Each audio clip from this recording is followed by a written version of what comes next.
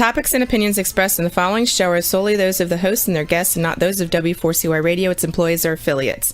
We make no recommendations or endorsements for radio show programs, services, or products mentioned on air or on our web. No liability, explicit or implied, shall be extended to W4CY Radio or its employees or affiliates. Any questions or comments should be directed to those show hosts. Thank you for choosing W4CY Radio.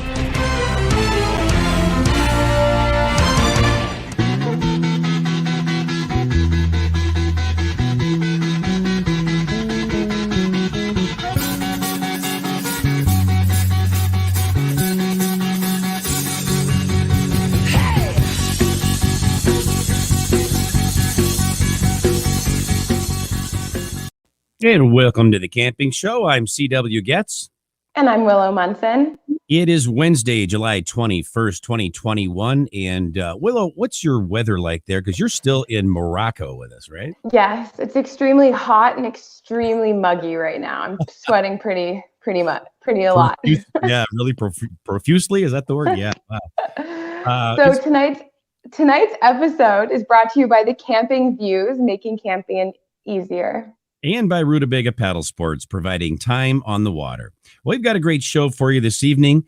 Listeners can call to be put on the air with questions and comments at 815-663-7782. Again, that's 815-663-7782. And viewers can message questions and comments to us here on tonight's broadcast. Tonight's episode is a tribute to Cliff Jacobson with our very special guests, Michael Peak, Jim Mandel, Darlene Patterson, Jerry Vandiver, Kevin Callan, Cliff Jacobson, and our surprise guest to be announced later in the show. So for those of you who may not be familiar with each of our guests, I'm going to read a brief introduction for each of them, and there are 6 of these. So here goes. 69-year-old retired Canadian photojournalist, wilderness adventurer, successful author, and publisher, Michael Peak has just completed a short story of old-time paddlers, Sig Olson and the Voyagers, as referred to in the U.S., otherwise referred to as Eric Morrison Company in Canada.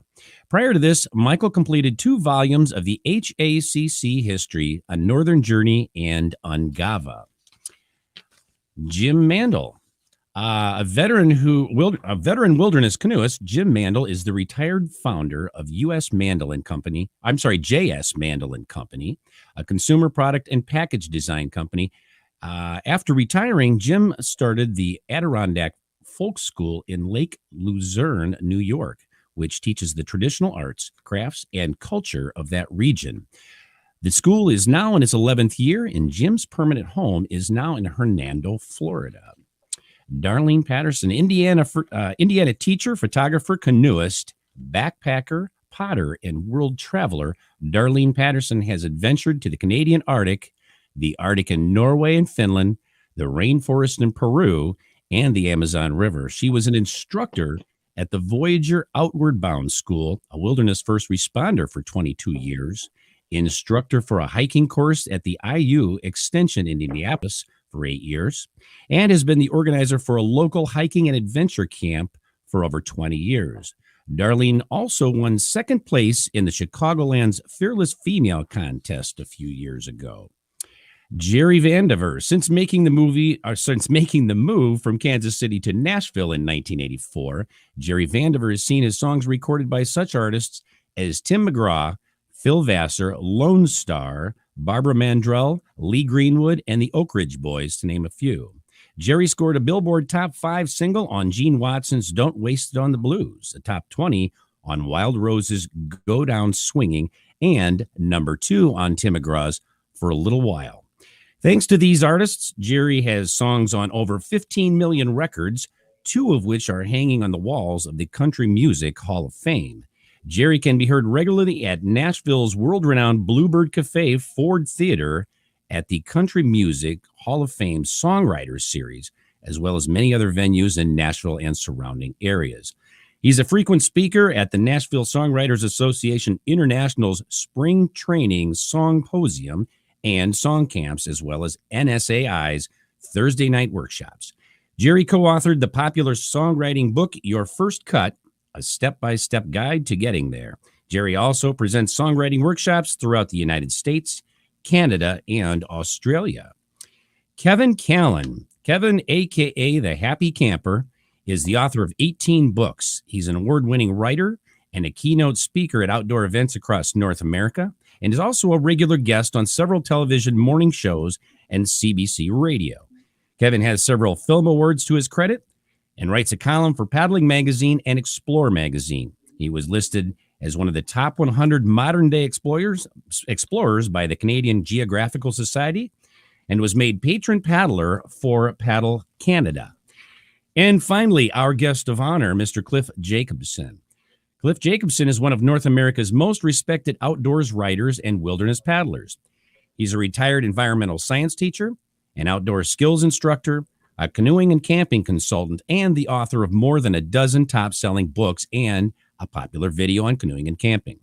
Cliff is a distinguished Eagle Scout and a recipient of the American Canoe Association's prestigious Legends of Paddling Award and a member of the ACA Hall of Fame. And with that, welcome everyone to the show. Welcome, everyone. Oh, hey! Hi. Hello from Canada. Papers in front of me. I've lost my place, so please. CW, you said explorer. Not an explorer. You said right? I got like a paper factory going on in front of me here because. How did he know? Yeah, because I'm old. All right. Well, first I'd like to introduce everyone to my wonderful new co-host, Miss Willow Munson, who joins us, as you probably heard, from Casablanca, Morocco this evening. So say hi to Willow, everyone. Hi, Willow. Hello, Willow. Hey. Welcome. Nice connection. Hi, thank you. Working well. So I just want to start off with Mike. So Mike, having met Cliff some years ago at a show here in the US, how did that first conversation between you two occur? Well, I can't say what exactly happened because it would be embarrassing for Cliff. But I was in the line to buy an autograph from him, but he let me off that. No, it was actually, we had first run into Cliff like most people from his book. And this one came out in 1984 when we were planning a very big trip. And this was indispensable. We were doing a 1,000-mile trip in the Barrenlands, and it was incredible. And then a few years later, we got to meet him. Very nice. Kevin has the later ones. I have the original signed. But we met at the main canoe symposium where we like to have a lot of fun. And Cliff was a good sport in learning our tricks of having humor in our slide talks. So he thought we were pretty funny, but I was very interested to see him. Bill Mason had been there a couple of years earlier, so it was great to meet Cliff after all these years. And of course, we just hit it off right away. So I was struck by his attention to tripping detail, his great delivery, unfailing good humor, and you couldn't help but love this guy. So I remember a couple of things from that slideshow down in Maine. On this particular trip, he was hauling canoes on trailers with tires that were too big. And the tires kept blowing up and everything was screwed up. And they finally broke down on this remote road in far north. I'm not sure where he was, but I remember him getting help from some locals and Cliff commenting that those Indians are as clever as the Mexicans when it comes to fixing things. Now, that's high praise from Cliff. Right? And in that same show, I remember his comments on one photo in particular, a beautiful shot, featuring his beloved Cannondale tents.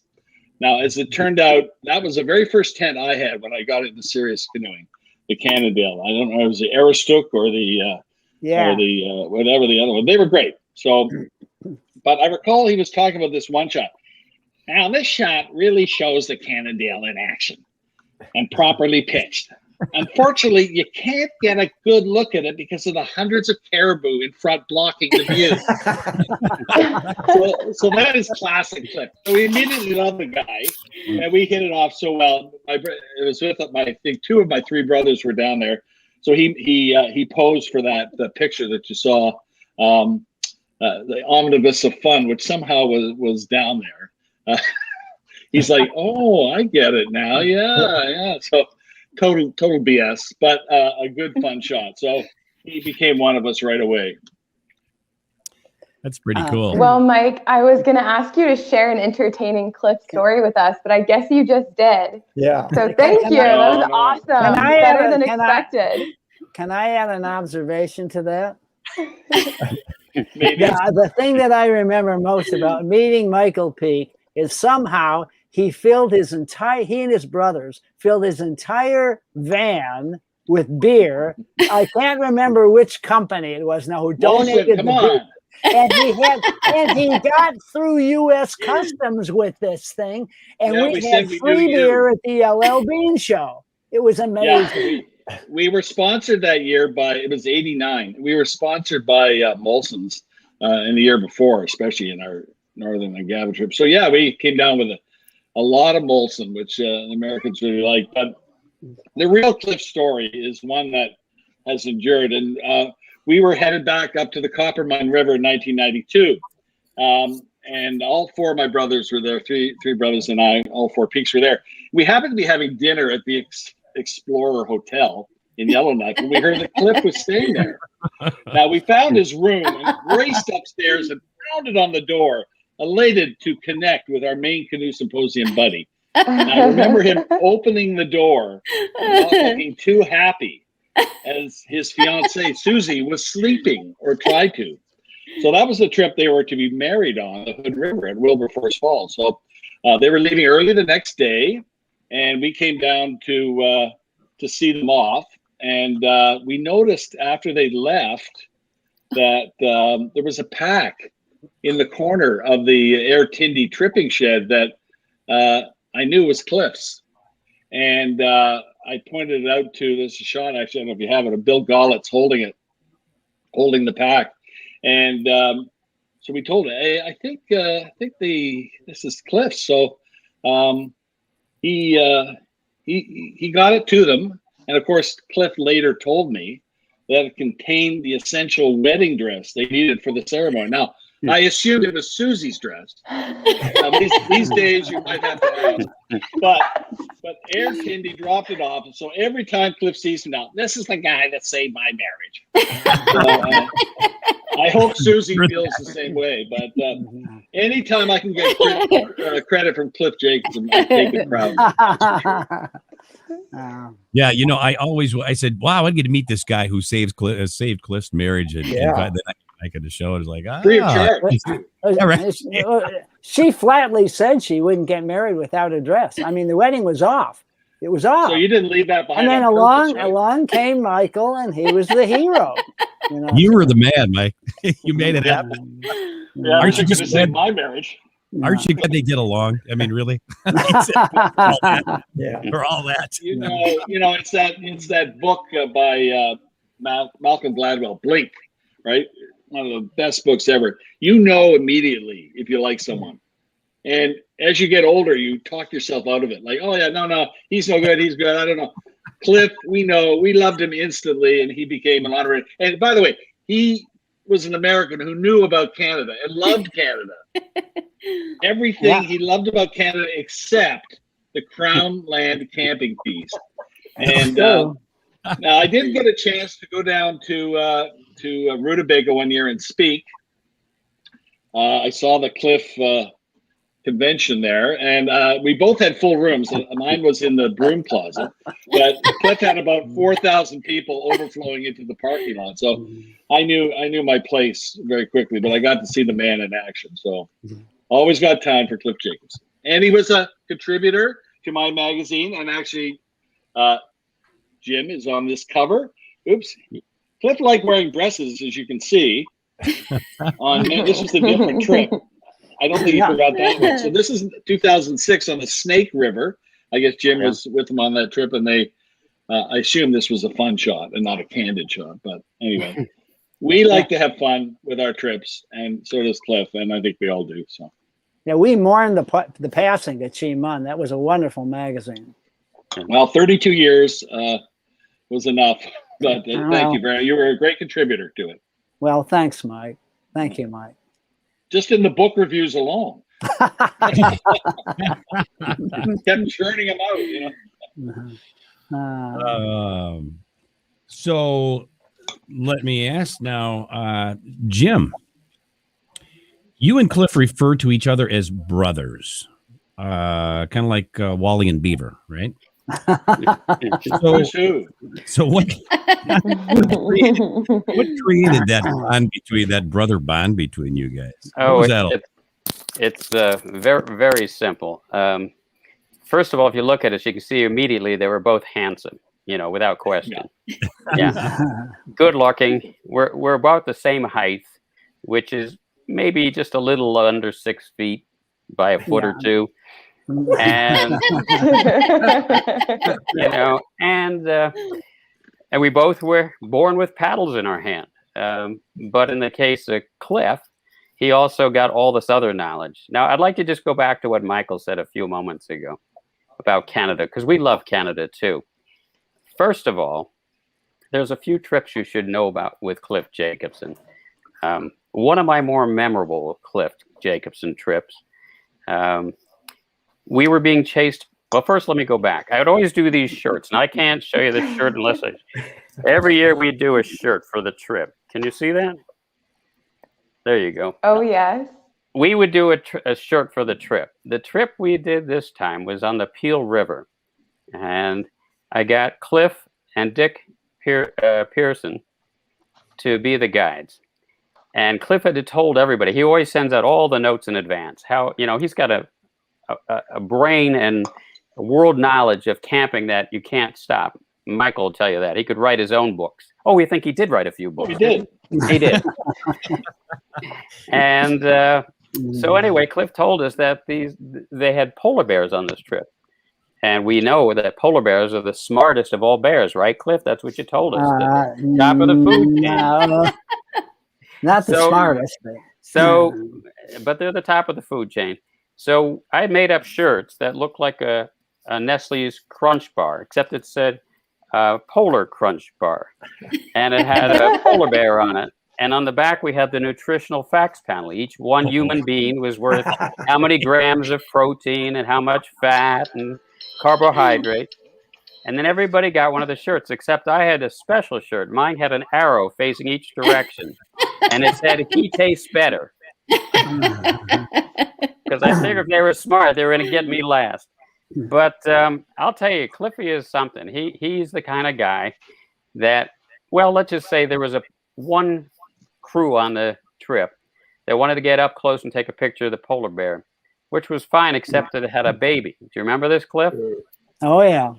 And the mom was not happy being chased, that we were after between the mom and the mother. So she started chasing, I guess, 6 canoes downriver. Across the river 3 times, remember?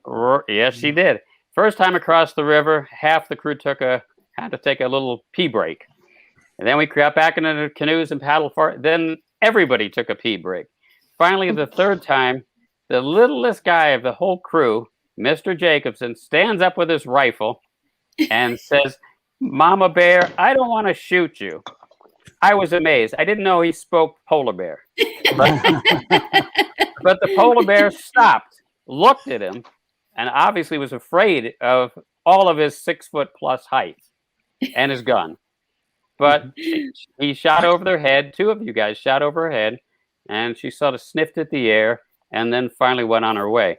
So and then we all took another pee break at that point. Yes, go ahead. She followed us downriver for a mile. Remember that? She followed us downriver, and I was so happy you decided to bring a gun. I brought a water pistol, but it didn't. She wasn't interested in it. Was he the only one that brought a gun? Really? There was 2 people in the groups that had a gun. He was the main shot. Wow. I was so ticked off. That canoe kept getting closer and closer to that mom and the baby, and I'm saying, "Get away from there! Get away from there!" And you just get closer and closer and closer. And then it ticked off mom. Then she jumped in the water and chased the canoe across. So she chased us across the river right. Then we paddled over the river left. She chased us over there. Then we paddled back across the river right. She chased us there. And that's when I saw a hill. And I said, "That's enough of this nonsense. We're going to go up on this hill." And that's where we formed we rounded up the wagons on top of the hill there. Remember that? behind and you. then Susie, and then the irony part of it was, okay, Susie was the only woman. So what I said, oh, Susie had a pee bad. So I said, okay, Susie, you go upriver, guys, you go downriver. I should have said the other way around. She went upriver, and turned out the bear came up right behind her. And as soon as we saw the bear come up, we started yelling, Susie, Susie, bear. So here she is struggling. She's trying to put her pants on. She's trying to run into the group. Of course, as soon as she started running, then the bear started running towards her. That's when the shot went off. But It was quite exciting. Wow. But most of you know that Cliffy is really a gadget freak when it comes to the outdoors. I mean, if everybody had a Zavril paddle, he had to have one with sparkles on it. Okay, and no joke. It wasn't good enough just to have a Zavril. His had to look like something like a majorette would carry down the town of football. Did he have the little streamers like you had on your bicycle? No, it had stars and his sparkles on it. Anyway, we were on the Kopka River, and I thought, I'm going to get my brother. So I went to the grocery store just before we left and found one of these little tiny child's play, looked like a cell phone. It was a flip phone. That's how old it was. Phones were not that popular then. Cliff had a big satellite phone, but nobody had cell phones. They were just coming into existence. So I brought the cell phone along. I got one of the other guys to play on with it. And where he's all around his fire doing his normal cooking thing. And this thing goes beep, beep, beep, beep. And I pick it up and I go, oh, yeah, Dad. Yeah, no problem. Yeah. Oh, really? Oh, that's great. Oh, gee, tell Mom I had a good time too. And then I handed it to somebody else, and he's pretending he's talking to somebody. And we close it up, and Cliffy said, what is that? What is that? Oh, gee, Cliff, don't you have one of these? This is the new cell phone. How do you get coverage out here in the middle of the Kopka? Oh, it's satellite or something. I don't know. But it's just amazing. You ought to have one of these. And he was going on and on. He hadn't seen one of these. It's so small. How could he? Well, he wanted to see it. He had to see it. So he handed it to him, and he hits this button and it starts playing little children's songs. Mary Had a Little Lamb. He gets so mad he throws it down on the So that's the kind of guy. But the best one is, we used to call ourselves the Three Amigos. It was Cliffy, myself, and Larry Rice, who you may know. Yeah. And we were out in, where were we? Moab. What would have that river been? Let's see. That would have been the Snake Utah. River. Yeah, but the Snake. No, that was the Green River. The Green River. Thank you. The Green River. The Green River. Cliffy is a wonderful naturalist. I don't want to give all your listeners the wrong idea. I mean, but he has a little problem with rules that he doesn't think are proper. Oh. All rules are good, but there's some that aren't so good. For example, they give you a box that's called a groover. It's like an ammo box. They don't give you a box. You provide the box. You provide the box. It's an ammo box. And you're supposed to use this ammo box to relieve yourself. Number 1, number 2, whatever. But they don't want it on the scenic national waterways. And my brother says, bull, just forget it. The bears go in the woods. The cows go in the woods. We're going in the woods. Hey, Cliffy, whatever you say, you're the big macho leader here, so we'll just follow along. Halfway down the river, whoop, whoop, whoop, whoop, whoop, whoop. A ranger comes up. I'd like to see your groover box. I'd like to check everything out.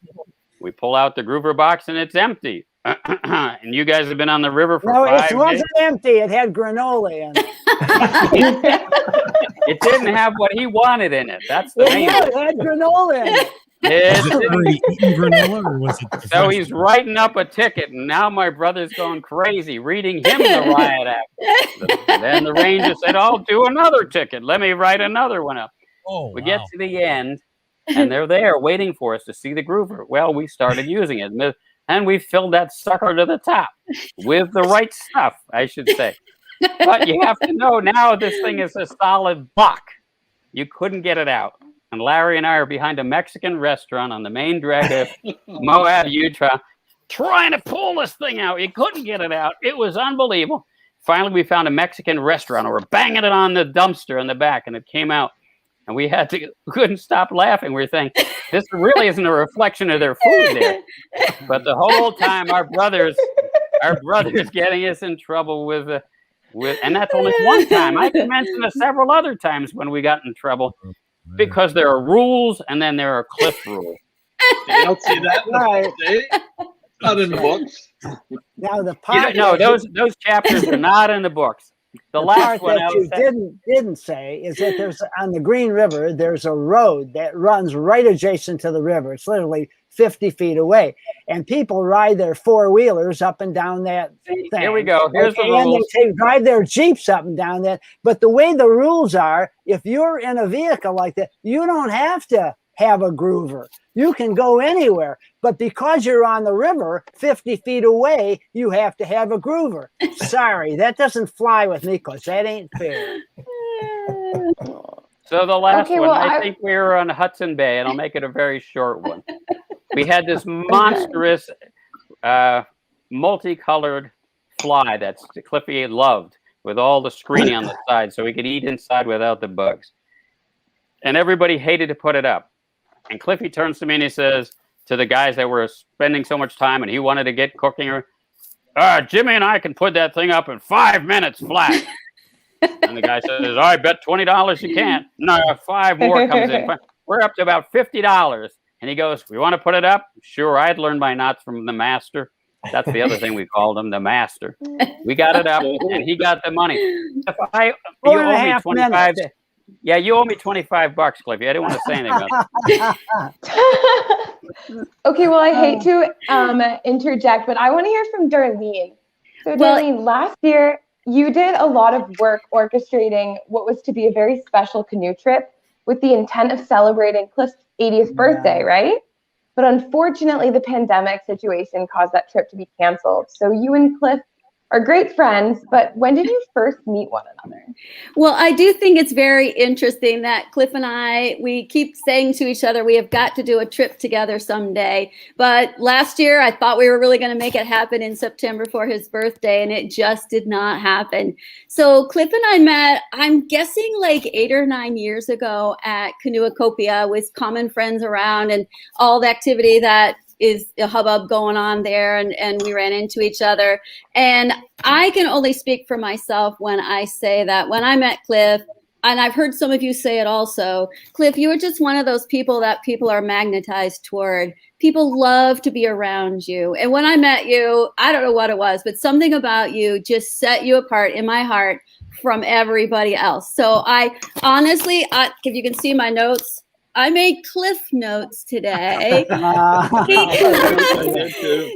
teacher in me wouldn't let me leave the house unless I at least had a few things written down that I could hopefully not ramble on in nonsensical way. So I wanted to make sure that you knew how much I appreciated you as a person and all that you do for everybody around you. And from the sounds of the stories I've heard already, I think maybe I've been put in this lineup to make you sound good.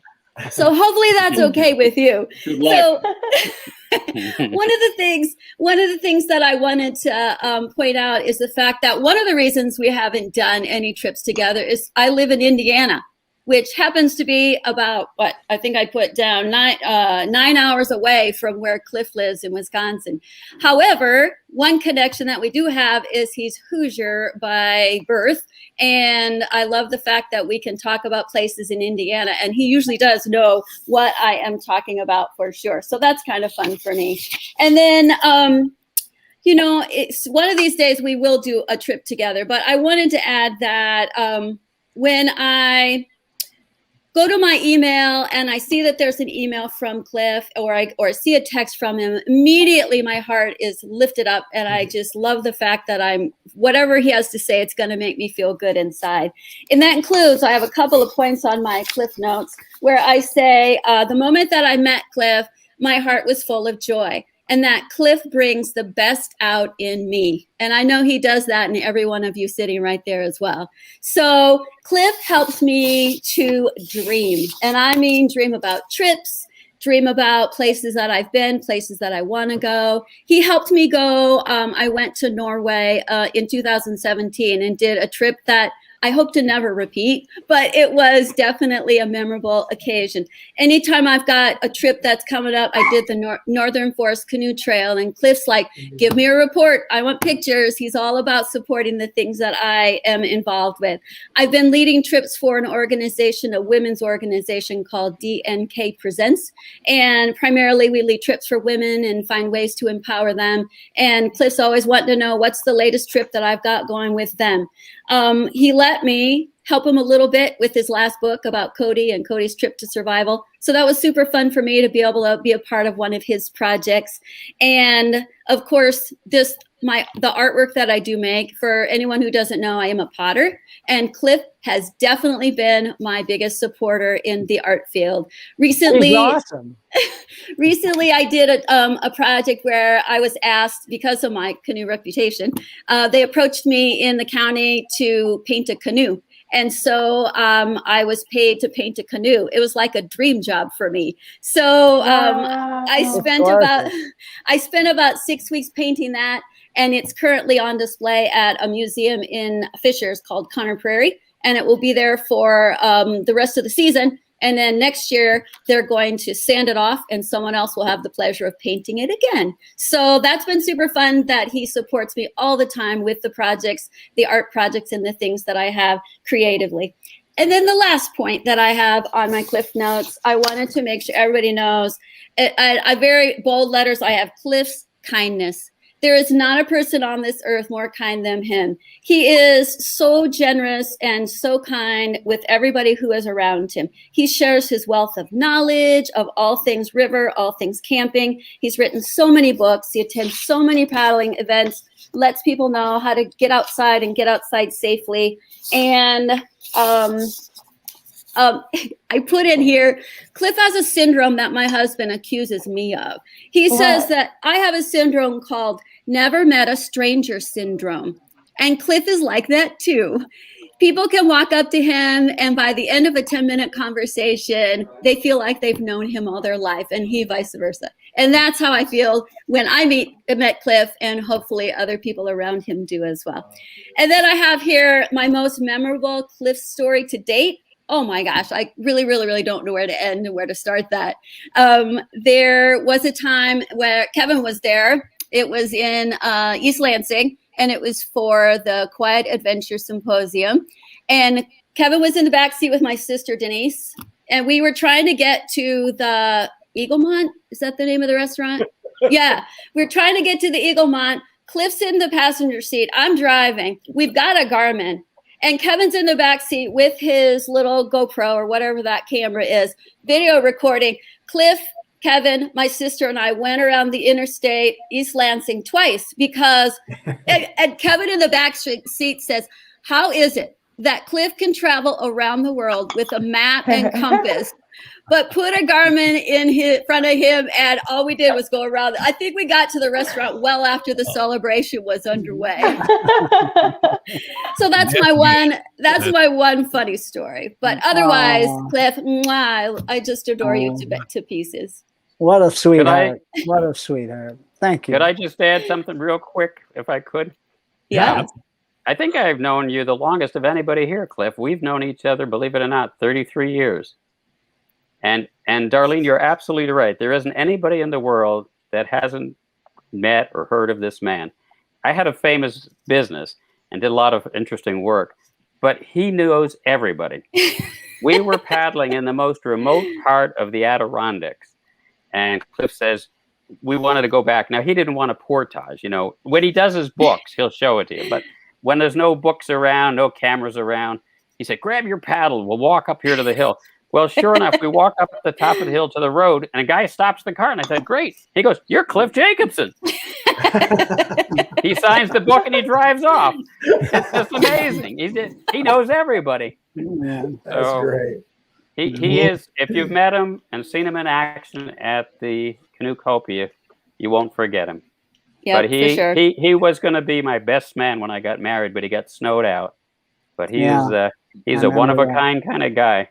Thank God. All one we take is one. That's how Canadian you are. If you get snowed out, you're half Canadian for sure. Yeah.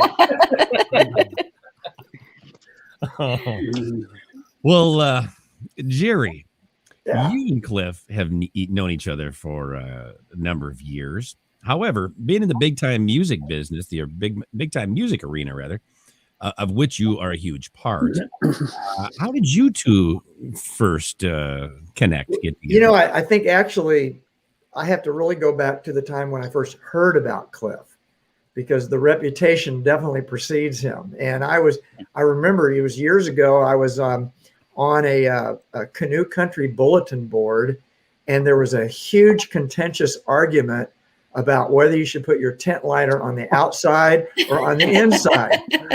That's a book. And I mean, it was, if it wasn't on the internet, blows would have been thrown, I can tell you.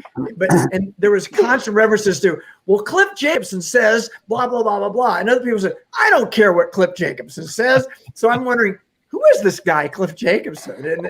And not long after that, I'm going to my very first canoecopia, and this was like 25 years ago. And of course, there's Cliff on the schedule, and I stepped in with the 500 plus people and learned a ton there, and introduced myself among the other 500 people, and then as time went on, and I started to participate with my music in all of these trade shows and symposiums and stuff, we got to know each other. And then the most fun, though, is that as I became associated with North Star Canoes, every May, until recently, of course, because of the pandemic, we would have a North Star experience up in Minnesota and paddle for a weekend together. And I got to paddle with Cliff on several occasions and listen to his rant on the water. It was really fun on that.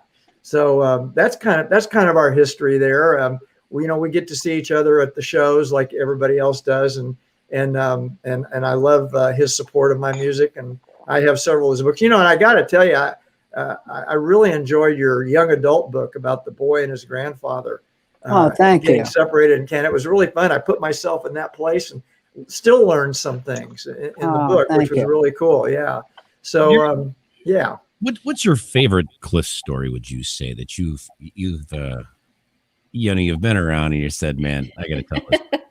Well, actually, it's really from my reaction. That first time at Canoecopia, I went in expecting, an organized presentation. And the next thing I know, he's spilling out gear all over the front table and saying, okay, here's a cool thing we've got here. And he shows about it. Here's a cool thing we've got over there. And I'm taking notes, and I can't keep up with all the cool things that he tells me to go buy, and that's that. I don't have a real roasting story for him. Although I don't know if you even know this, Clip, but another thing we have in common in our history is that I'm also was a middle school science teacher, and Wow. and I do remember one time on the North Star experience. I don't know if you had just retired or what, Clip, but somebody said something to you about the state of modern education today, and man, you went off down the river with a lecture that went on for like 30 minutes. And I remember. Yeah. I'm going to stay behind him so I don't hear that all the way down. But no, I've had the pleasure of being on the water with him and being in the same room with him and learning a lot from him. And I wish I had a good roast story for him, but I don't have one. That was a great Thanks, story. Jerry. Thank So you, Jerry has prepared a little surprise for Cliff, and we'll find out what that surprise is when we come back from our commercial break. All right. That sounds like a good idea.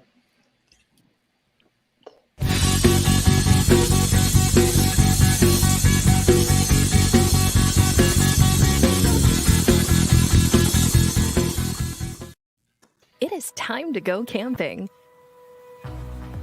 Introducing Campground View's virtual tours. You can tour the campground, see the sites, see if they are available, and click to book your perfect spot. Hit the open road and explore the amazing places found in nature. We make it easy to discover, find, and book your site so that you can go have the fun and freedom you seek.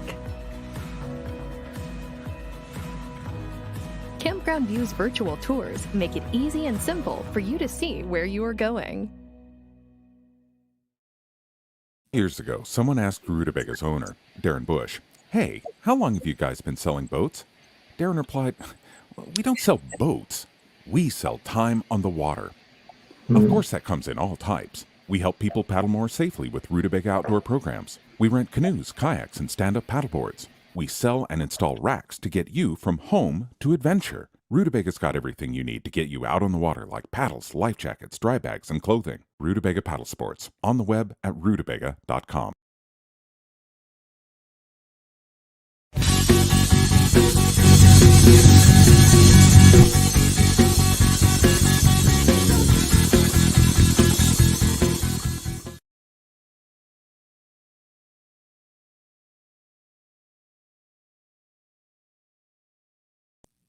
And we're back with our guest on the camping show.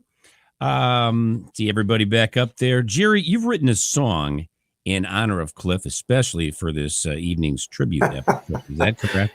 Yes, this is a worldwide debut, Cliff. Oh my God. But Jerry writes all his songs. All of his songs he writes.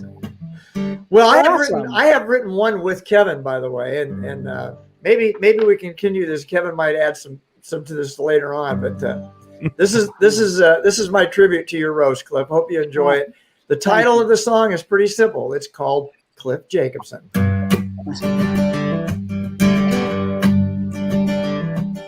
Now, there is a man we all know and love who goes by the name of Cliff Jacobson. Ask him a question, he won't think twice. Even God comes to Cliff for advice. Cliff Jacobson, a paddler who is second to none, opinionated, celebrated, oh, but never inebriated. There is only one Cliff Jacobson. Oh, the stories we could tell about him. But we'll save the best for Kevin Callan. You could say that he's set in his ways. The right way, the wrong way, and the Cliff way. Cliff Jacobson, a paddler who is second to none, opinionated, celebrated, some say even overrated. There is only one Cliff Jacobson. Now, Cliff, this is the place where my cute fiddle player plays a instrumental solo, and she looks over your way, and she smiles, and she winks at you, and just when you're really getting into it, she stops. It's my turn to sing again.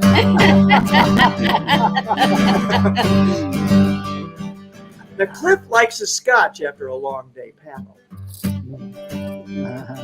But ask him for a sip, you've got a battle.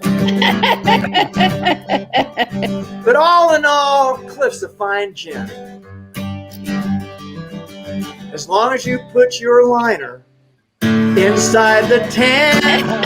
Cliff Jacobson, a paddler is second to none, opinionated, celebrated, sometimes even castigated. But there is only one. Yes, there is only one. Thank God. Cliff Jacobson. That's my new hit, Cliff. Hey. How do you do this? How do you do this here? Jerry, thank you. Just know you. Thanks. What can I say? Thanks, Jerry. It was My very pleasure. Song of the paddle. Yeah. I think we ought to have a special moment at Canoecopia and do that song. That's a great idea. Yeah. Absolutely. Yeah. Bring your lighters. Hey, Kevin, I'll tell you what. We'll do the Canadian version. We'll say Cliff Jacobson 8. Hey, Hey, here's an idea. Kevin, you and I both play the drums, or at least I used to. I don't know if you're still practicing or not. Why don't we throw little drums on top of Jerry's song there at We should have 2 drums on the stage, so there'd be no room for fiddlers. Okay, just saying. Then Cliff would be most disappointed because the fiddlers look better than both of you guys put together. They call him Nero. Drummers don't get any respect, CW. We never did. We never have. Yeah, no, not at all. Wow. Well, while we're talking about Kevin and his drumming ability, Kevin, with regard to doing public speaking engagements alongside Cliff, you once said, and I quote, "It's like being on stage with God himself." Can you expand on that for us? That's a really good story. I'll do the short version. If you think about it, I grew up a little younger than Cliff. Not too. We have a lot of things in common though. That's why we're good friends. Like we're past forest technicians, educators. I put my fly sheet inside my tent, that sort of thing. But I grew up in my 20s going. We all do. The which? We all do, Kevin. I thought we're all younger than. No, we all put our fly sheet inside the tent. I thought you said we're all younger than. But when I went down to Miss Nabby in my early 20s on a solo trip, it was a 20-day whatever solo trip. I don't know why I didn't die, but I did it by reading your book. I didn't know you, and then meeting your idols is a little dangerous at times, right? Because I met Mike and I realized I didn't really like him. But feeling was mutual. Sorry, Mike. Sorry, I'm just joking. But when I got into the canoe shows in the United States, because I've done some Canadian stuff, but I went to the United States, all of a sudden it's like, wow, Cliff's a big deal here. Wow, like he's gone. Cliff, yeah. And so I got to know you, and we became really good friends, and had some good scotches together, had some good debates together, good discussions, eh? And I just love Cliff. It just throws it right at you. And I like that. It's like, well, let's. and so the moment of truth was really interesting. I'd been at Canoecopia a few times. A few people started getting to know me and knew my presentations. And I started getting an audience. And then the organizers of the show said, well, what do you want to do next year? I was like, well, here's the idea, guys. Here's the idea. You see, Cliff and I will be on stage together. You see, we'll be on stage together and we'll debate about stuff like gear and ethics and stuff like that. I can see it now. And I remember the one person looked at me and went, Cliff will never do that. I went, no, it's his idea. Great idea. And that was the moment where they didn't really know you. And I said, no, Cliff wants to progress. He wants to educate a whole bunch of people. That's his goal in life. It always has been his goal in life. Why would he not do this, right? And like really? And so we did it. It was hilarious. But what was really funny was I was on stage with God. Like my mother, she's the Scottish 80-year-old woman. Well, have you got a job yet, Kevin? Yeah. Yeah, I'm going to the United States, so I'm going to be on stage with this guy, Cliff Jacobson. Well, who is he? Does he have a job? Do you have a job? And I went, no, he's God in the canoe world. Well, I know. Okay, what are you? What is one of his disciples? So when we were on stage together, Cliff, it was great. We're good friends. We wore robes, boxing robes. Remember that? Robes. What was it? What did he say? I missed that. Oh, boxing, not robe, but yeah, boxing robes. Like, oh yeah. I remember the boxing. That was of all the shows that I've ever done. That one that Kevin and I did together. I mean, we had that place packed. It was so packed. It was not even standing room only. And that's when somebody called the fire marshal. Oh, and no. kicked us all out. You remember that? I did. I was fine. But the one funny moment was, and you were getting me at every point because you're really knowledgeable, and I was like, oh, he got me. But then there was the whole thing about the bear spray, and I said, well, you can't bring bear spray in a float plane in the far north, and you said in front of like 900 people and like probably 200 scouts, well, you just don't tell them. That's right. That's right. You know, it wouldn't have surprised me if Cliff had an argument with the fire marshal about his rules versus that as well. Yeah. Oh man. No, it's been a blast. Cheers, sir. It's been a real blast. You've taught me a lot. You also have befriended me, and I really appreciate that. Wow. And I just love that moment when we get to the show and you come up to me and you grab my arm and you shake it and you're like, "How you doing? How you doing?" I know we've had a lot of fun, Kevin and I. And the best, I think the really the best compliment that I got was it was on one of the Canadian radio shows. I can't remember, and we were talking about and this guy wrote we were going back and forth, and he said the one thing what he really appreciated is, I can tell you guys really like and respect each other. And that's the best compliment to me. That tells all, because we do. We both really like and respect each other. You know, I've had to do a few things over the years for Kevin. Every time he flies here, you know, he feels like he has to bring some scotch from Canada.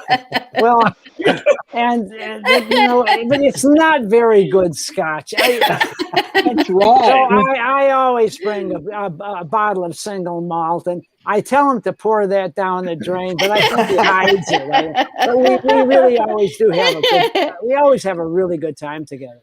Well, he brought this stuff. What was that? Monkey butt, we called it? When you and I and monkey Cliff, shoulder. Monkey shoulder. I'm sorry. Okay. Yeah, that's good scotch. What are you talking? You're talking about that gin that Clarissa had? Monkey 47 gin? Is that what you're talking? This was some stuff Kevin brought. It was I don't, CW, I don't know. I just drink mint tea during these shows. I'm not sure what you're talking about.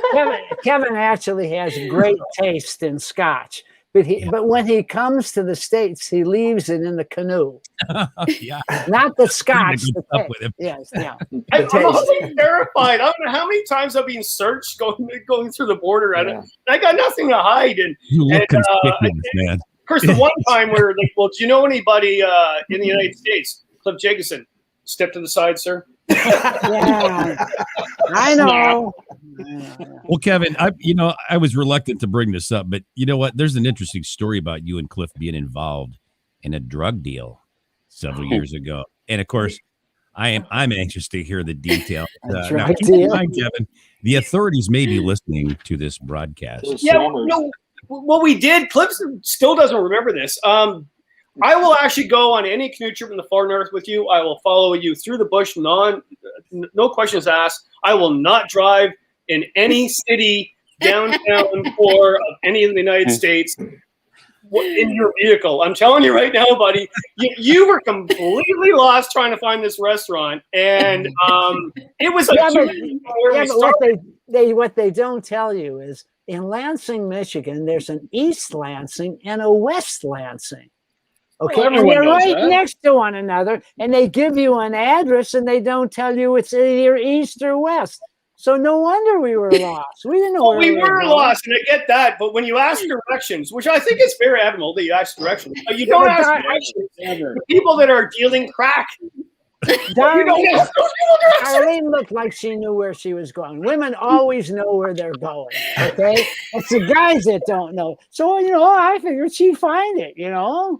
Well, wait a minute. What is this crack stuff? What happened here? Well, no, there was a drug deal, and he pulled up to the drug deal and said, "Can you give us directions?" So I was like, "Move on. We're going to die." In the middle of the drug deal. We got to the restaurant. We did not buy any drugs. Just let everybody know we were fine. Oh yeah, Jim. I just figured he was a guy. I didn't know. I'd just like to follow up on one thing Kevin said and one that Michael said. Going back to Michael and his Molson beer bringing in by the truckload. That was one of my accounts years ago when I had my business. We designed the packaging for Molson's up there. Oh, wow. And all the labels and the bottles and stuff like that. Thank you. And we couldn't bring the packaging over in the plane with us. They'd go through all this rigmarole, through the searches and everything. Well, anyway, one time I had wrapped these perfectly. They were handmade models of the bottles. They were lucite with labels on them that hadn't been shown yet. And we wrapped them to get them so they wouldn't get scratched. And I wrapped them in baby diapers, Pampers, so they would be. And I put them in the bottom. Well, that was just the padding I had at the time. So I put it in there, and I pulled up the thing. Did you have anything in it? I opened my suitcase. There's all these Pampers all puffed up. I never got stopped at the border again. I got to tell you about drinking with Cliff. Never got stopped. I could bring any kind of thing I wanted in there. So do that, Kevin. That's my trick. Jim, you tell stories about groovers and baby diapers. I don't think I want to go paddling with you. That's not going to happen.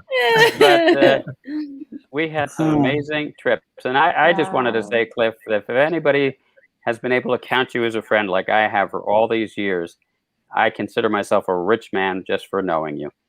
Well, vice versa. So Both ways, Jimmy. You know that. We go back a long, long way. Well, And, I'll send you the you've check. been I'll send you the check later. Yeah.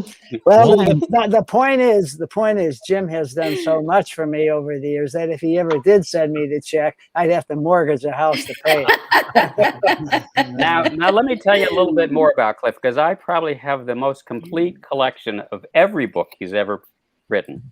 I have an entire bookcase dedicated to that man. And he was cleaning house one day, and he gave me a book, but I can't remember the author. Help me, Cliffy. The fellow that you went out to talk to. He was your guru back before you started writing. Cal Rutstrom? Cal Rutstrom. Was it Rutstrom? Must have been Rutstrom. And so Cliff gives me his book, but let me just tell you, not just the book. He's underlined stuff. He's crossed out stuff. It wasn't his book.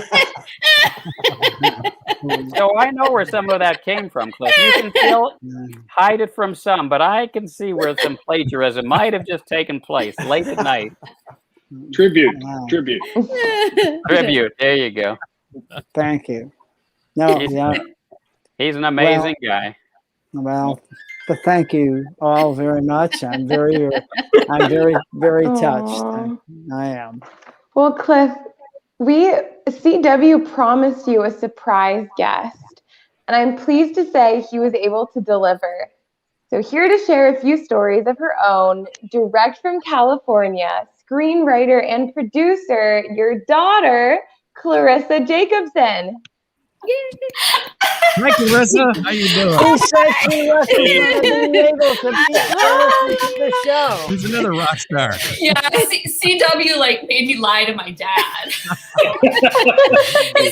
He calls me yesterday. He's like, tomorrow's my roast, my tribute. I'm like, oh yeah, that's right. Do you know who's gonna be there? Oh, I wish I could go. So you can hear it on the radio. They're gonna record it. I'm excited. Yeah, and then as we were doing sound check, somebody said CW. We heard what you said, and I mentioned your name, and I'm thinking, I just let the cat out of the bag here. But yeah, no, my dad can be slow on the uptake with stuff like that. So. I think I was even on for 3 seconds, the camera, and then I'm like, oh, my dad's not gonna notice. Well, how are you doing this evening, young lady?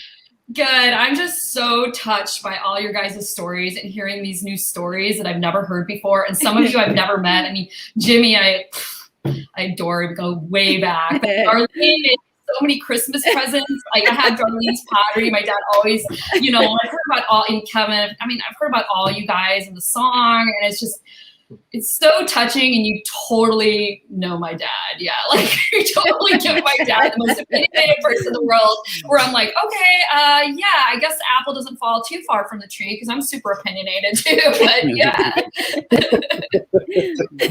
Yeah, that's pretty cool. Well, you know what? There's got to be some stories, and this is what I wanted to bring you on for. There's got to be some stories that are, yep, that's my dad. Somewhere you've been, and you go, yep, that's my dad.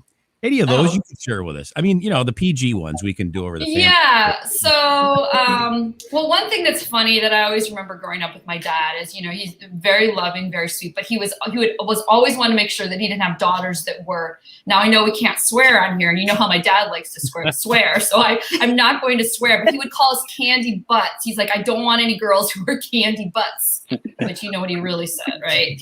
So, it was always like him always making sure that we would do for ourselves and go on, like he took us camping and canoeing a lot when we were kids. Now, unfortunately, I couldn't fulfill that dream of my dad of being a big camper canoeing, though I do have a great respect for it.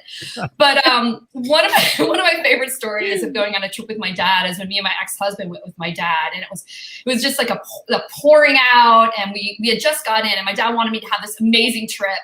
And he planned it in the middle of August in the BWCA. It was supposed to be the best time of the year, and it ended up being like the coldest. I mean, I remember him saying, packing, even before we left, he's like, he's packing long underwear and stuff. And I'm going, why, Dad? It's going to be 80 degrees. This is the best time of the year. Well, thank God he had the long underwear, because it was freaking freezing, and we didn't get to use our swimsuits at all. But I remember, like, as soon as we got on the lake, it started pouring. And so, we had to go right to the thing. And my poor dad, he's like, let me make you a martini, like trying to make it like this amazing thing because it's like freaking pouring. And we were supposed to be there, I think it was 4 nights, and I just was like, Daddy, I don't like this. He's like, you're making a candy bar. No. He's like, I don't ever get out of the wilderness before we say we're going to get out of the wilderness. And I'm like, Dad, come on. So we were leaving, the one amazing, we left a day early, but the one amazing thing about it was we had like, I had martinis. It was like dry. We had, beautiful tent. We weren't wet. But I remember when we were coming back, we were walking down this portage. There were a bunch of people in these canoes. And he looks, we're just, and they look miserable. They haven't had any sleep, any food, nothing. And Dad looks over to their canoe, and their sleeping bags are just in the bottom of the canoe in water. Like they're just sitting in their water. Wow. And he just goes, hey, I guess you don't believe in waterproof bags. And we were mortified. Yeah. Oh my God, we were mortified.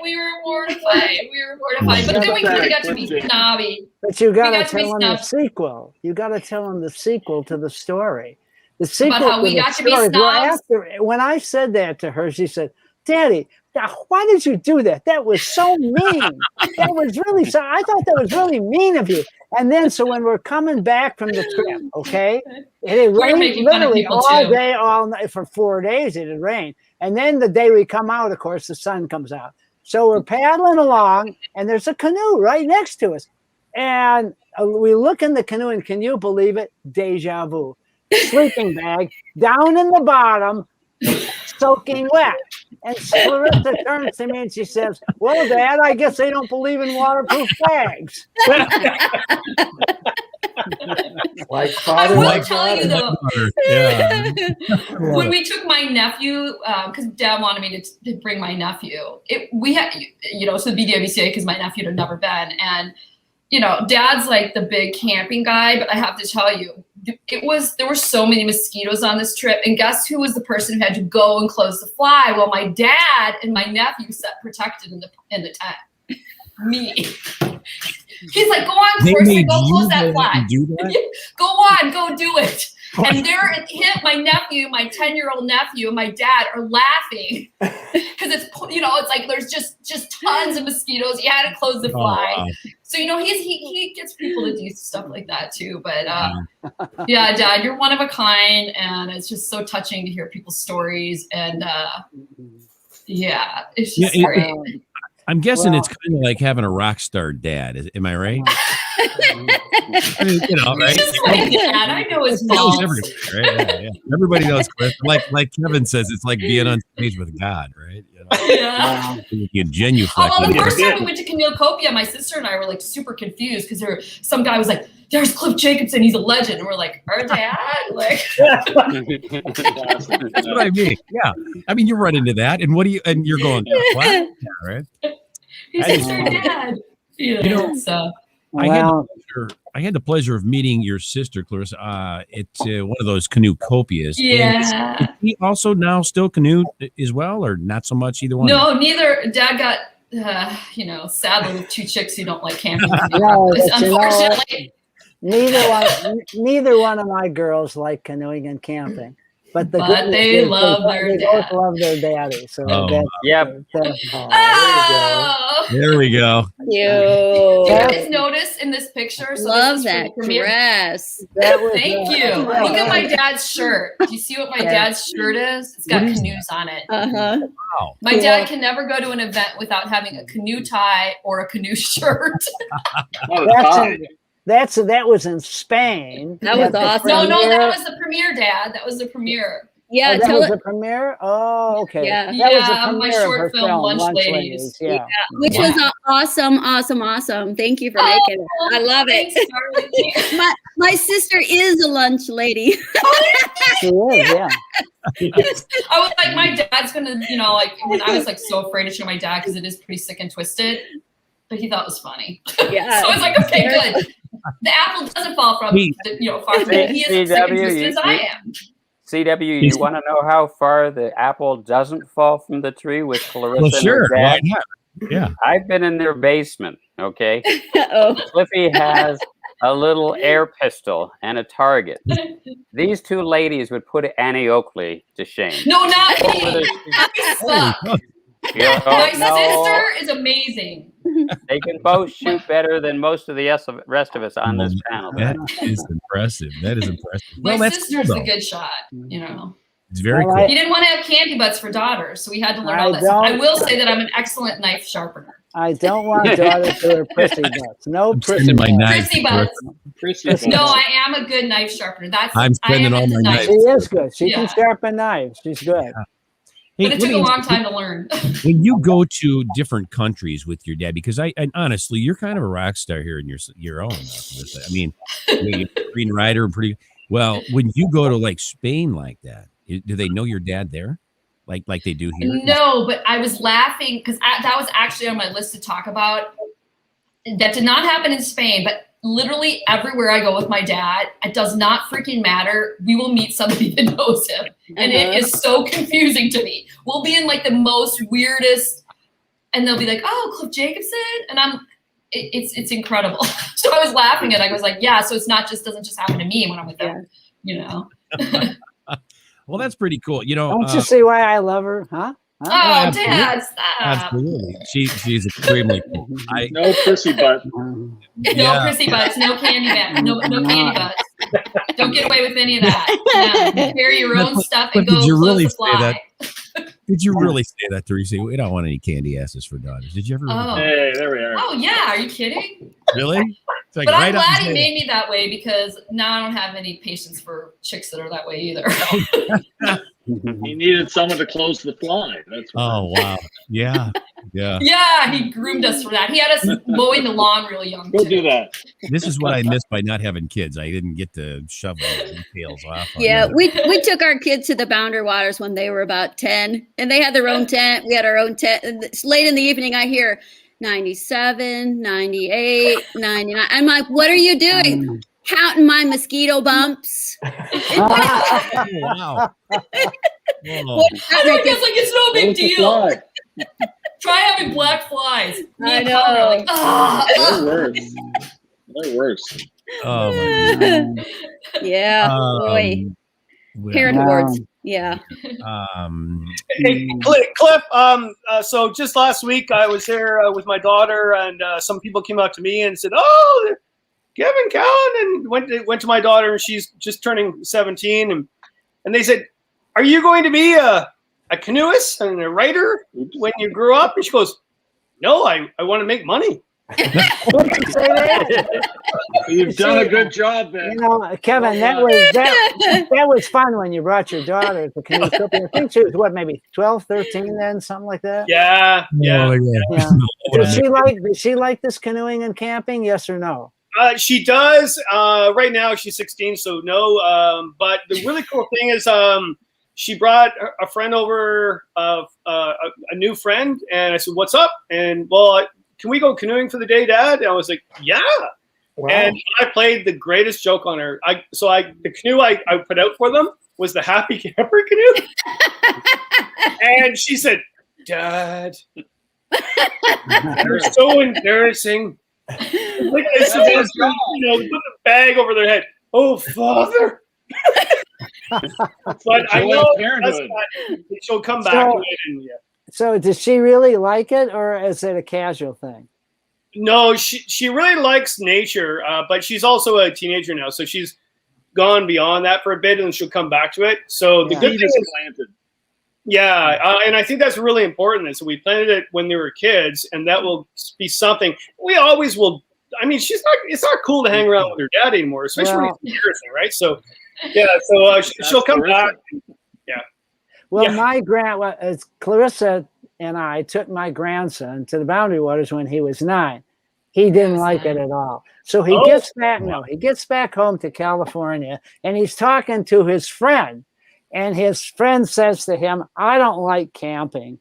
And Kellen says, "Well, I don't like camping either."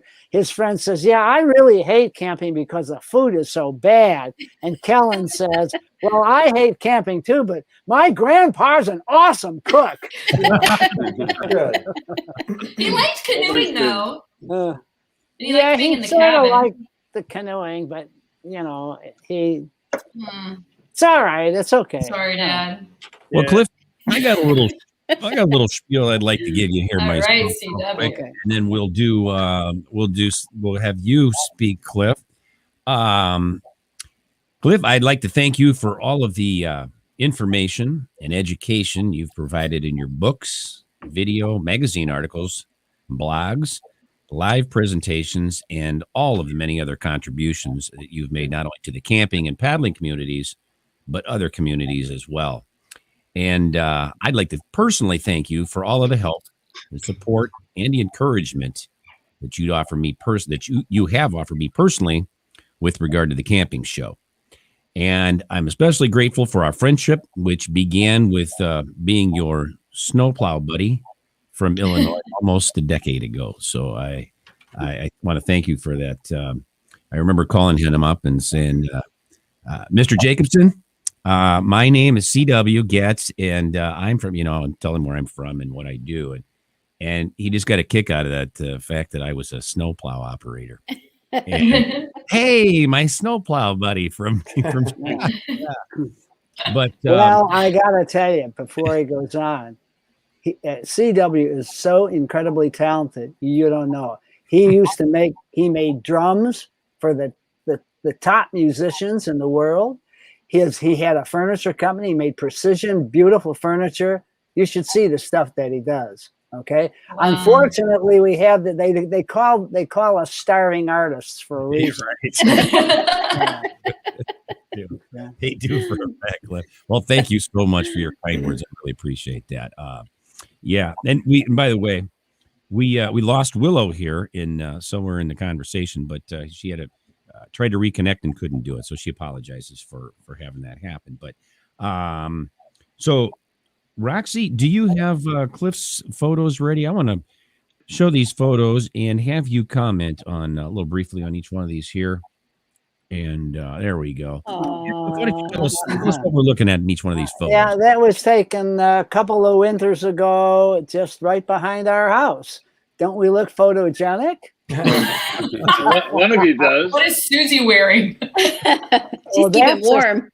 That's called a shamag. We're both wearing them, and they're just wonderful garments. They are, yeah. So, yeah. Let me see. This was, I don't know what river it was on, but it's all I know is that we're cooking, and I'm surveying the cooking, whatever. But no, I don't have any. I don't know what to comment on this one. It's just typical camp scene cooking. How old were you there, Cliff, in that picture? Yeah. How old were you in that picture? No. Now see that thing there. That's Primus Omnifuel stove. That's after I wore out my 3 Optimus 111Bs, and So, hey, Cliff, did you hear me on that question? what was the question? How old were you in that picture right there? I think I was probably about maybe 50. Okay. Yeah, Wow. pretty good looking for 50, I think. Oh, absolutely. Let's take a vote. This was taken about 5 years ago. No, it wasn't. Yeah, yeah, this is about 5 years ago. This is on the upper Missouri River in Montana. And this is right after this new boat. This is a North Star Phoenix came out. So this was the maiden voyage of the North Star Phoenix. Oh, wow. So yeah, this is Montana. This is right up near the Canadian border. Okay. And this was this is the Seal River that Jim was talking about.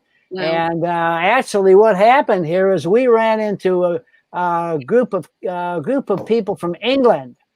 No, there was 2 of them from England. I think there was another 2 or 3 of them from Ontario, and then there was us. So we got a whole bunch of us all crowded underneath this fly, trying to figure out what to do because we're supposed to get a boat pickup here. Okay, this is Hudson Bay, and way up in the upper right-hand corner, about 35, 40 miles away, is Churchill, and that's where we're trying to get to.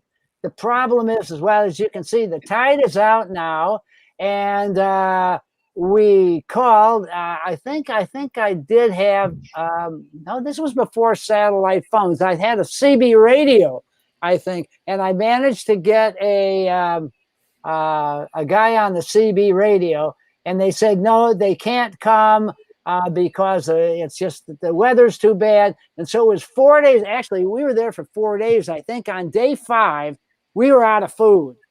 And we were eyeing, there was a snowshoe hare that was wandering around. Dinner. And we started looking at that rabbit and we named him Stu. Okay?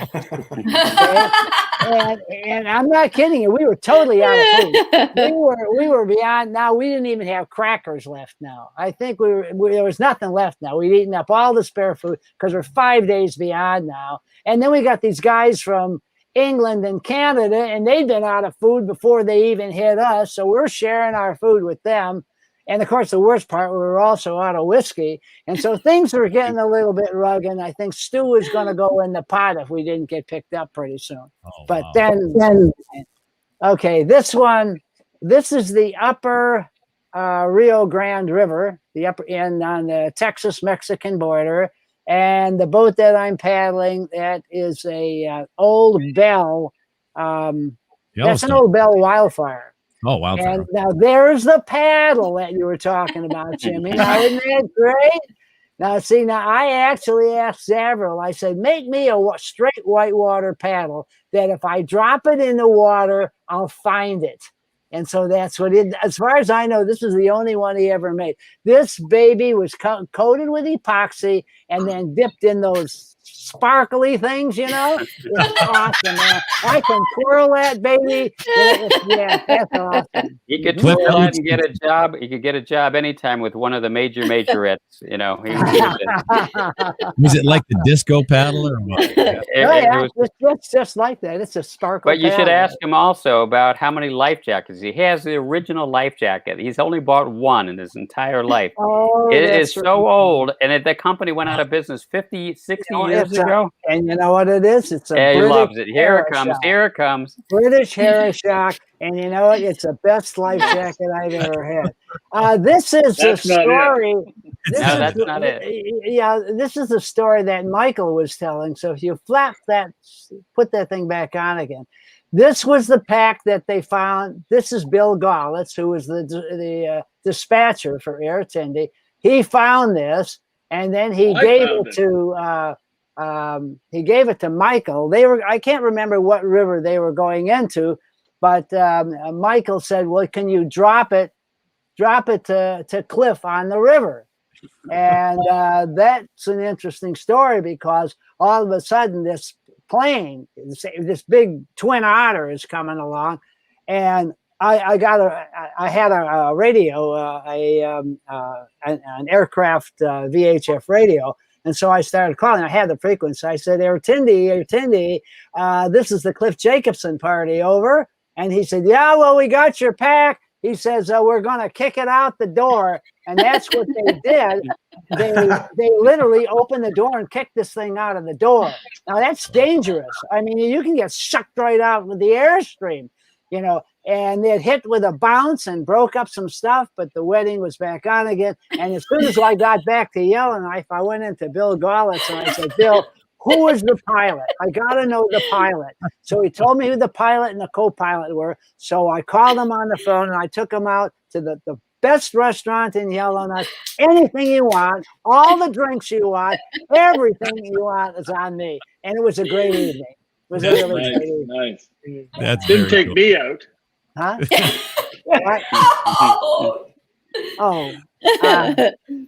This one, I think this, I'm not sure which river this was on. It's pretty hard to tell.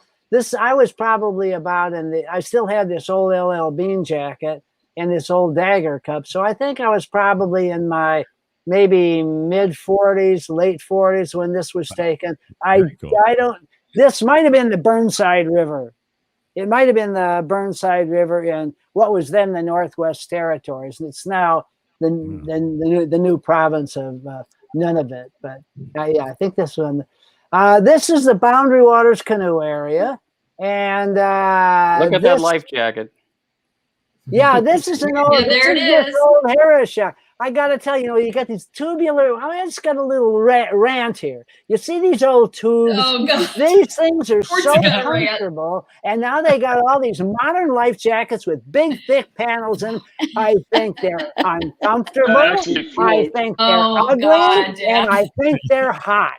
I don't like any of them at all. So I keep sewing up this baby. And hopefully it'll last as long as me. I don't know why they quit making these things, but sometimes newer isn't better. Sometimes newer is just, let's do this so we can sell. Maybe people will buy more. But exactly. Wow.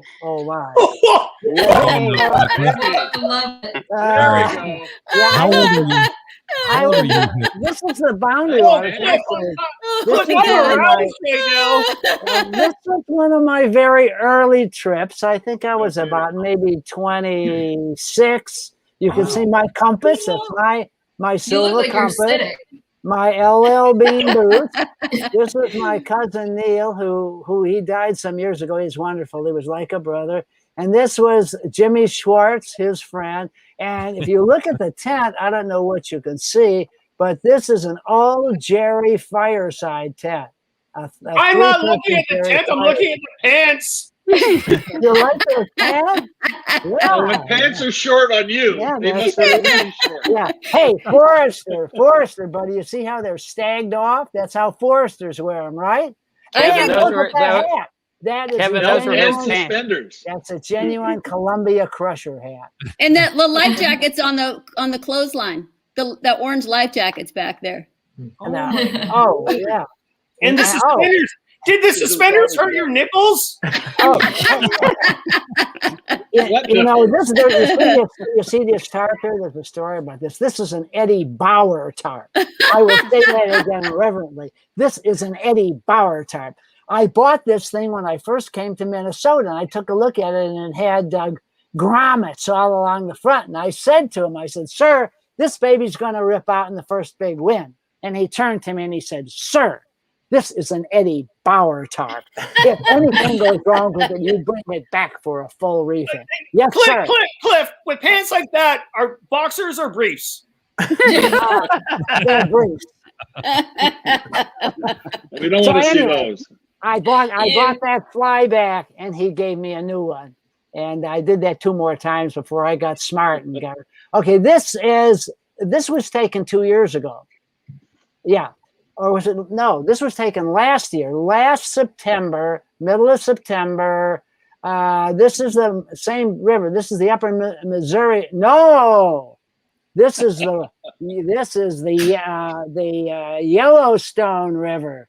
This is the Yellowstone River in Montana. And you can see we got full spray covers on this boat. This river was like, we researched this river like mad, and they never really talked about rapids. And then we got on this thing, and I'm not kidding you. We are running 4 and 5 foot waves in these little boats. And how did this happen? The only thing I can understand is the trip, all the trip information is written for these guys out west who paddle dories. Yeah, you can paddle a door, 4 foot waves, nothing. Try it in one of these little boats. And I'm telling you, these are both Phoenix. These are both Yellowstone Phoenixes. I could not believe how well these boats did. And I'm not making this up when I was saying we were consistently running 4 foot waves. We would never have made it without the covers. Never. So, but yeah, interesting. Oh my God.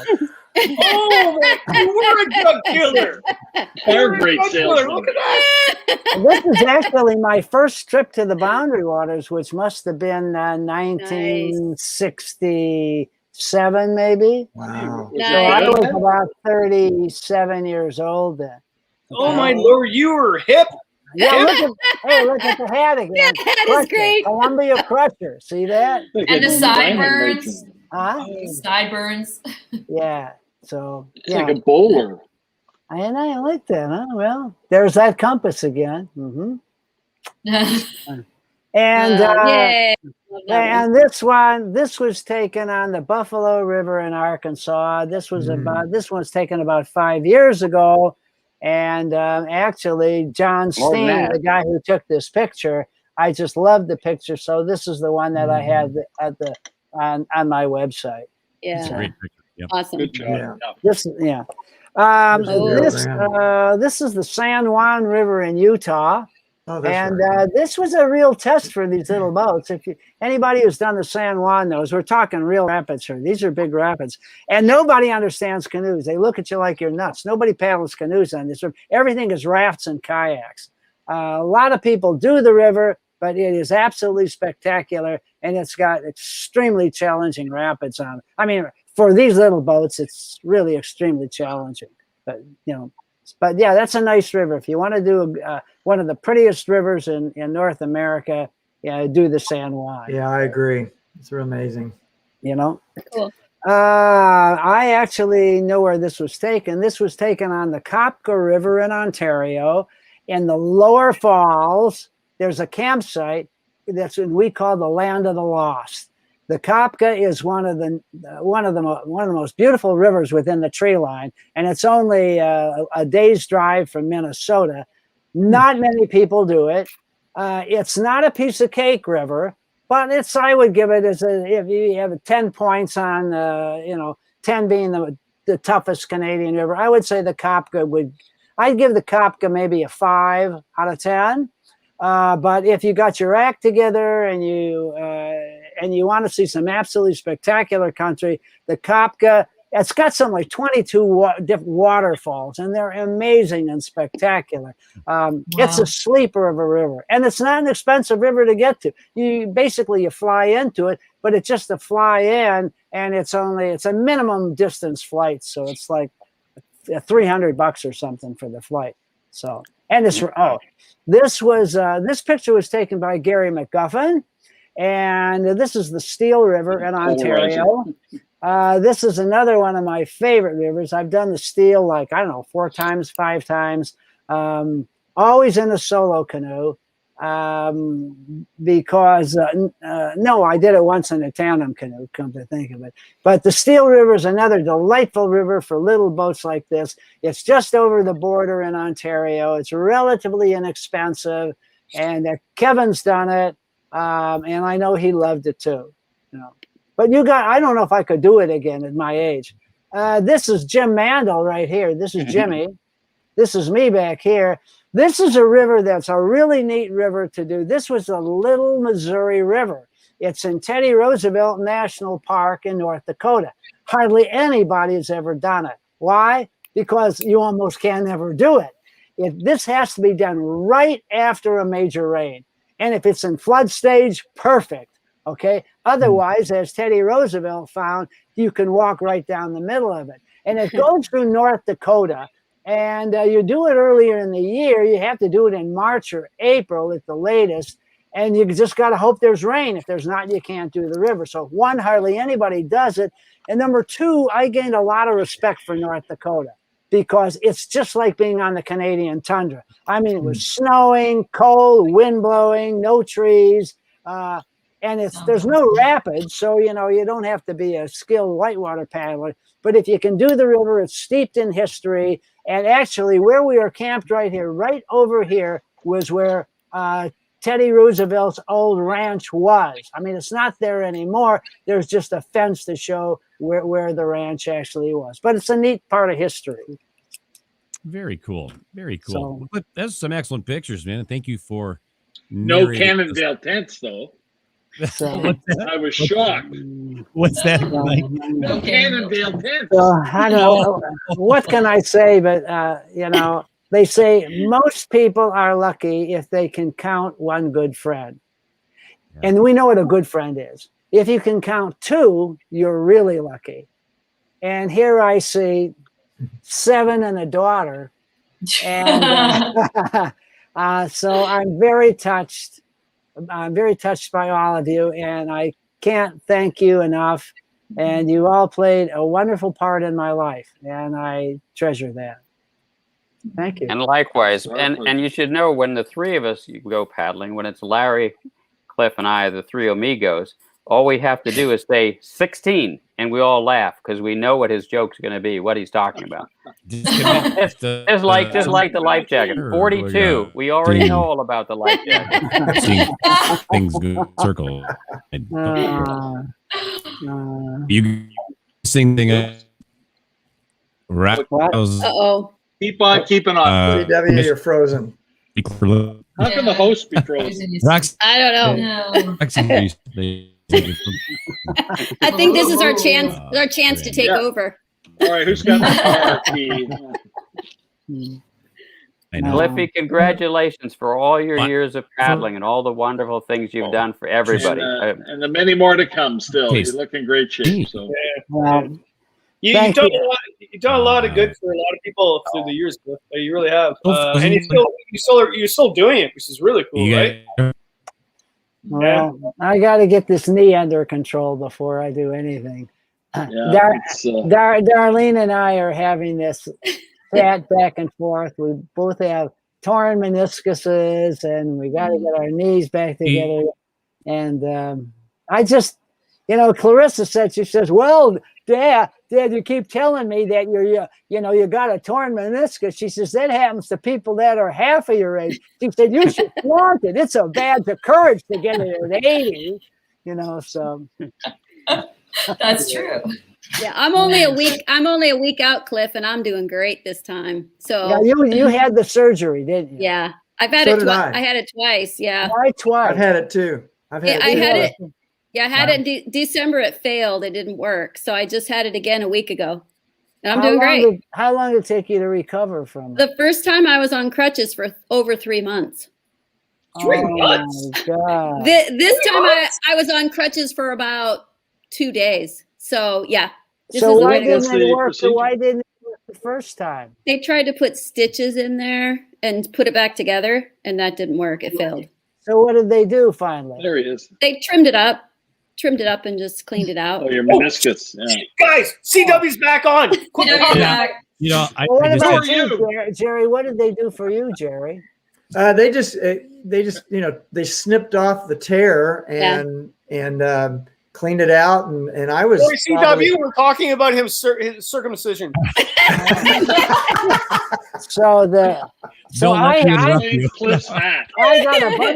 got a buddy of mine who's a doctor, and a retired doctor. He said he didn't think they stitched him up anymore. Yeah. No. Well, I think they were underestimating my age.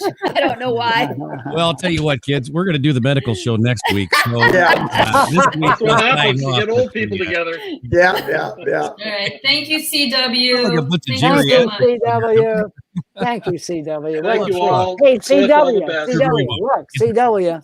I saw that. I guess mine's in the mail. You guys are my heroes. Hey, she has one too. Yeah. All right. Well, listen, real quick, when we're running over, I love your Thanks story. for the great show. Thank you, darling. I'm going to ask you, Cliff, real quick, because we're running over, but that's okay. But we don't keep Roxy any longer. We have to here because But I want to ask you, any closing thoughts? You just gave a couple, but is there anything else you'd like to say to everyone before we close? The only thing that I guess I want to share is I don't think you're never, as long as your body is willing, you're never too old to do this. That's the first thing. The second thing is, yeah, you do lose some expertise, okay? And you also lose some strength. So I just can't carry a 80-pound canoe anymore. But if you were a good paddler when you were young, you're going to be a good paddler when you're old. All right, maybe you lose a little bit, but you're still going to be better than 99.9999% of the people out there. Okay? So, I mean, yeah, I mean, I think my whitewater skills are still about as good as they were. My camping skills are as good as they were. I'm just slower on the portages than I ever was before. Well, I've always been slow. When I was a forester, a young forester, I got to tell you this one story, okay? And we were doing, this was up in Western Oregon, okay, down in the Douglas fir rainforest of Western, and we're putting in these continuous forest inventory plots. Kevin knows what they are. And in those days, we didn't have computers. You just had a map. You put a grid on it. You put a pin in there. And then you had to go to where the pin was. Okay, so sometimes it would be in the middle of the river. God knows where. So I get my first evaluation from the Bureau of Land Management. And it goes like this. Well, Cliff, you're a pretty good. Oh, and I'd get lost all the time. And the reason why I'd get lost is because these guys had big, long legs and they take off through the woods. I don't know where the hell they're going. They got the staff compass and I'm trailing along behind. And eventually I catch up with them. So my evaluation went, well, Cliff, you're a pretty good man in the woods, but you got to learn to walk faster. I got little short legs and they got these big, walk faster. Well, Cliff, let me tell you something. And not that 80 is old by any means. It's old, man. Believe me, it's old. I'm going to tell you something. When I'm 80 years old, if I can get my butt out of the recliner to go get to my refrigerator, get a beer, you'll be surprised. I'll be. I swear, that'll be fun. Yeah. Here's the deal. Well, if my birth certificate didn't say 1940, I wouldn't know how old I was. Okay, yeah. I can tell you I was 40. Isn't that great to have a reminder? Huh? Throw that thing away. You don't need that anymore. Well, I tell you what, I'd like to thank each and every one of you for being our guests here on the camping show this evening. It was very much a pleasure having all of you rock stars, and I mean that, rock stars, with us here on the show tonight. Well, I want to thank all of you again. I want to especially thank the two beautiful women who are on the screen because it's nice to have a little beauty among all of us old guys. God knows we need it. Yes. Look at Kevin. So what is he like? Chopped liver? Look at Kevin's face. He's so offended. When you talk about rock stars again, it's the drummer that gets shafted. I get it. Isn't that right? Isn't that right? Thank you for being our spokesperson, Kevin Callan. Thanks, guys. Bye, guys. Thank you all. Bye, guys. Thank you much. We'll continue this backstage, all right? I'd like to thank our sponsors, Campground Views and Rutabaga Paddle Sports, for bringing you tonight's show. And be sure to tune in for next week's episode, The Amazing SUP, with special guest Dave Bainey. Until then, thank you for tuning into The Camping Show. This is CW Getz reminding you, learn more, do more. See you next week.